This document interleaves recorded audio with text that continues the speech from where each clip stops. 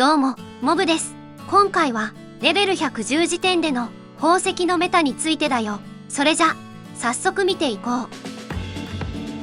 まずは、赤色の宝石についてだよ。水しの旬のレベル110での基礎攻撃力は、12,239となり、攻撃力%のどの宝石をはめても、追加攻撃力350より大きい数値を獲得できるね。そのため、水しの旬基準の場合は、攻撃力%が優勢であることがわかるね。次は、攻撃力参照のハンターを見ていこう。まず、諸菱明菜の基礎攻撃力は8960であり、やや攻撃力%が優勢であることがわかるね。一応、追加攻撃力350の宝石も2番目に高い数値を獲得できるため、装着するときには注意が必要だね。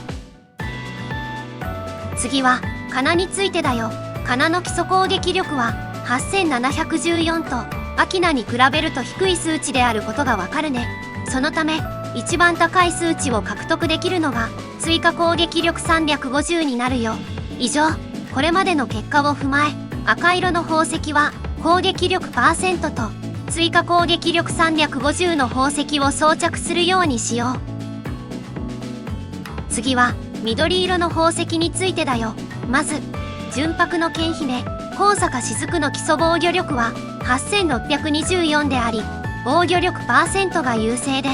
追加防御力350のみ装着できることがわかるね。また、先ほどの攻撃力参照のハンターと同様に、他の防御力参照のハンターは、高坂より高い基礎防御力を持っているため、4% の宝石が一番価値のある状態にはなるかな。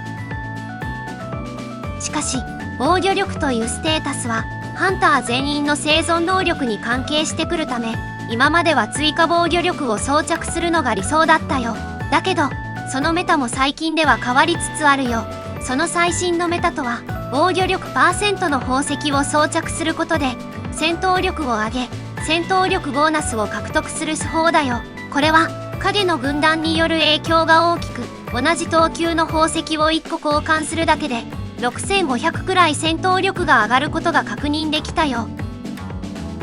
もちろん、影の軍団を除くハンターの防御力を全体的に下げることになるため、ファフトナのような高火力の攻撃を連発してくるステージでは逆効果を生むことになるよ。そのため、ギルドボスガチ勢の人は注意が必要かな。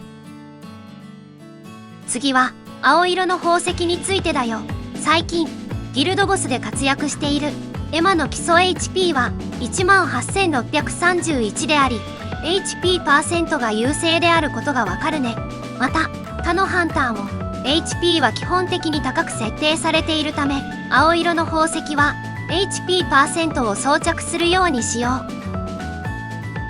次は、紫色の宝石についてだよ。紫色の宝石は、これまでと変わらず、ギルドボスに真剣に取り組んでいるプレイヤーほど、魔力消費量減少を多くつけるようにしよう。また、黄色の宝石も変わらず、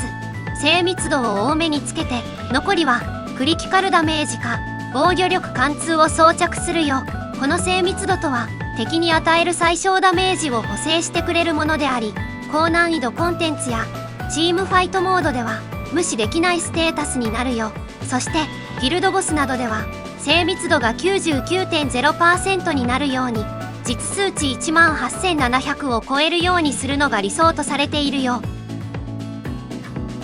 最後に、注意喚起についてだよ。これは、先日の開発ノートで公開された内容だけど、宝石に関してのアップデートがあるみたいだよ。そのため、一番安全な策としては、次のアップデートまで、あまり宝石を触らないことかな。もちろん、光の攻防よグムントの先着イベントも開催されるため、準備がある程度必要になるけど、アップデート前日の韓国版生放送の情報を見て判断するのがベストかな。